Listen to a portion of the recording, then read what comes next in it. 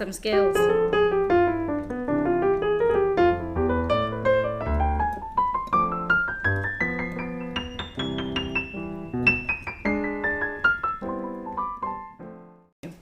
Learning how to improvise can be a pain. It surely was a pain for me when I was starting out. Improvisation is actually not as impromptu as the word improvisation suggests. It's more about knowing harmony, preconceived ideas or knowledge about harmony, and being able to apply that in whatever song you're doing. What are the most important fundamental ideas that one needs to know as a beginner? Basically, they are building blocks for being able to improvise or playing a solo that is cohesive. I'm going to be working over the song Fly Me to the Moon. If you don't know the song, I would highly suggest you listen to it, check it out a little bit so you can more or less know what the gist is.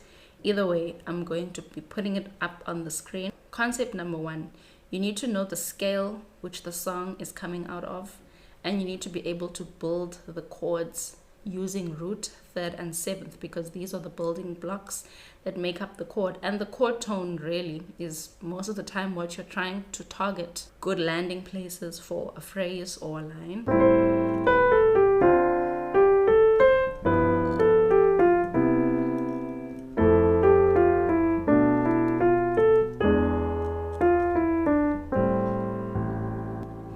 Now, what scale is this coming out of? It's coming out of C major.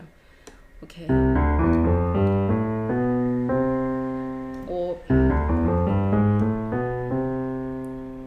you need to be able to identify the chord degree of each chord. So when you've got a C major scale or any major scale, you've got chords that exist on every degree of the scale. And I'm not going to spend much time on this. I do have a video on it if you want to delve deeper into it. If you really are a beginner, we're going to build chords on each degree of the scale using root, third, seventh.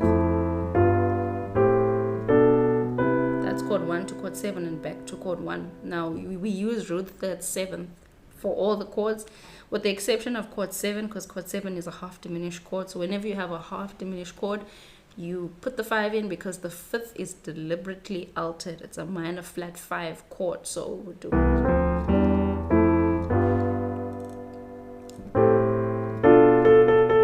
here.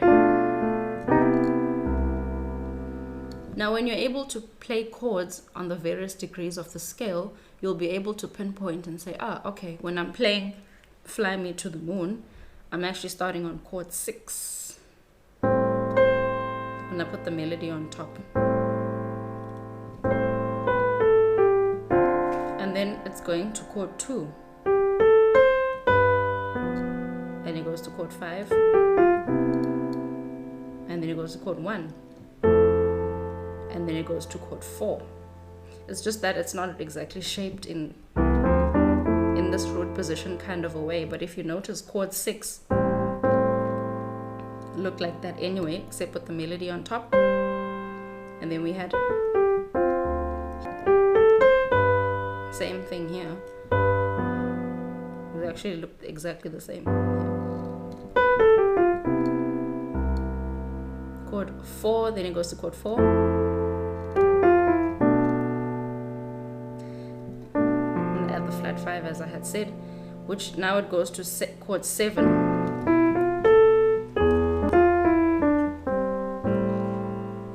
On a general basis, we are in the key of C major. But another thing to point out about the song, or major keys in general, major keys have related minor keys. I'm sure you know this. If you didn't, what's a related minor chord for C major would be A minor. And if you notice here, it's doing E7. It's borrowing from harmonic minor. Now, the idea of borrowing can sound a little bit complex, especially for this video, which I'm trying to keep it as beginner as possible. But we have to throw this in right here. Okay, it's the 2-5 is actually borrowing from harmonic minor, because E7 is the 5 of A minor, not C major. So it's actually borrowing from harmonic minor. So we would have something like this.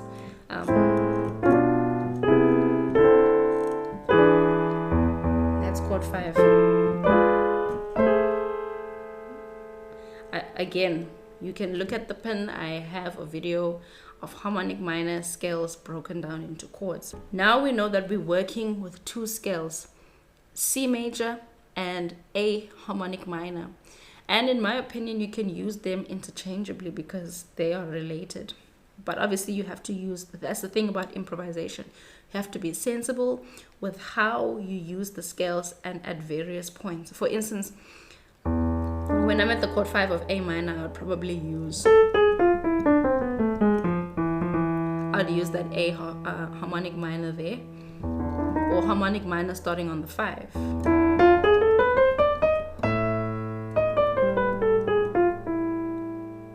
Kind of see where I'm going with this. But when I'm at the 2-5 of C major, because it starts on chord 6, right?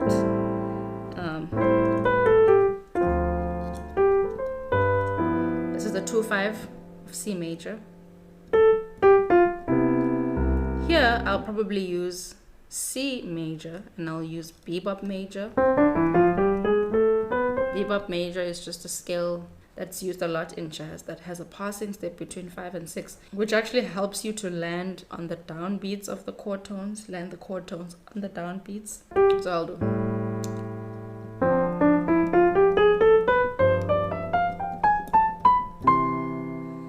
Can you hear how neatly it actually lands? Now that you're able to know what scale and you're able to build the chords, you can actually use these scales while you're playing the chords. It probably might not sound like how you envision, but it'll sound like it's in tune. So now what you want to do is let's take the scale.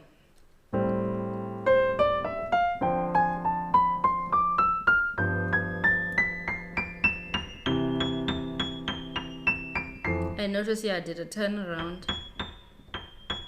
because I was getting to the end of the piano, so. Okay, so we'll do, let me do it.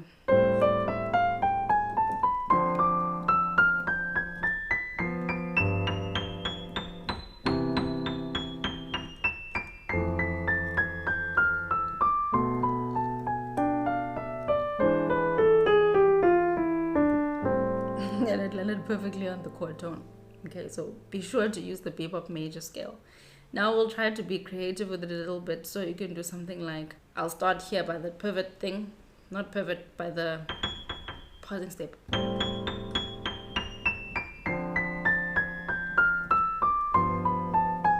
You can change the timing, so you can do things like,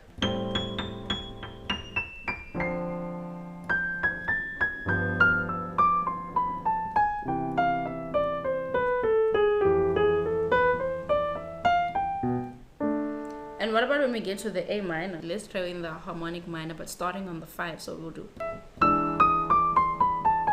And I'm putting a passing step for this as well, between 1 and 7. So this is A harmonic minor, right? But I'm going to start on the 5. And I'm putting a passing step. So we'll use that scale when we get to chord 5 of A minor. So.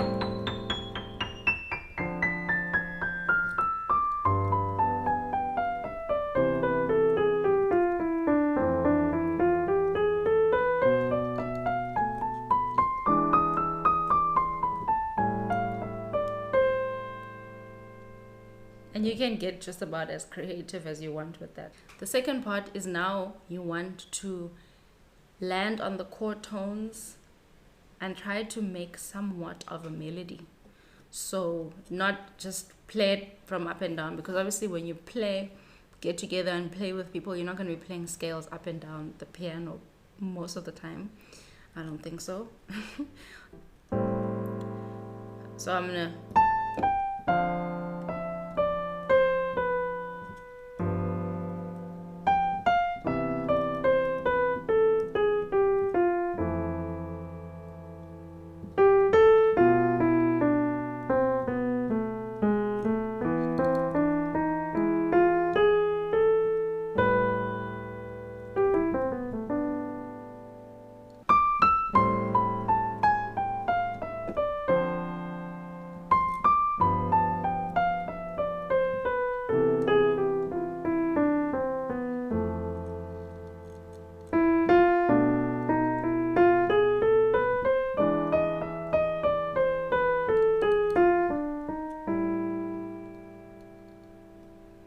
Now, the third part is a little bit controversial, but is you have to listen to jazz records and take some lines or phrases from some of your favorite artists. Whenever I post a video on this channel with talking about licks and things like that, there's always a mixed opinion that you're not a real jazzer if you don't. If you put in jazz licks and I'm just like, fam, come on. In order to learn a language, you need to be able to speak sentences that have already been spoken. Does not necessarily mean that you're going to play them in the exact way. You probably will, maybe for a while, but they inform a certain level of phrasing, articulation, just a way of going about things, you know. It's like you're learning from your mother, from your father to articulate, but then at the end you'll start to make your own speeches and you'll stand there and you say, I have a dream. And the lick that I'm gonna take two licks. The lick that I like is from Sonny Clark and it goes, okay, that's just like a random lick that I like. And then there's one by Charlie Parker, the infamous one. Oh, let's put it. Okay, you're gonna have to listen to something or another. Well, that's jazz, obviously. And you are going to need to find your own lick, okay, that you like. And you're gonna need to put it in there somehow. And you're gonna start to say, okay, this is how I can sew the threads of the harmonic lines, okay? Because these people, when they phrase so beautifully. So for every 2-5 I'm gonna do.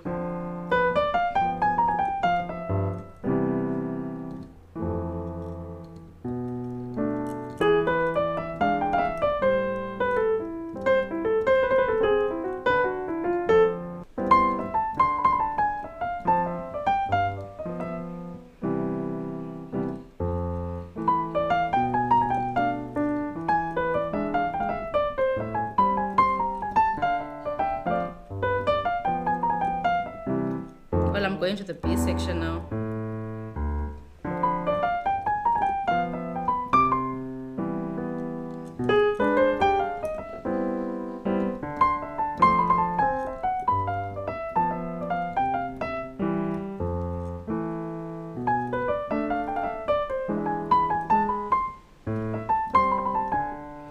And so forth. So these are kind of the things that you do when you try to learn how to improvise, and the more you do it, you try to take the song, you play it in another key, try the same lines and scale ideas in another song, and jalo jalo. Yeah, and then what you do is you play. So I'm gonna do.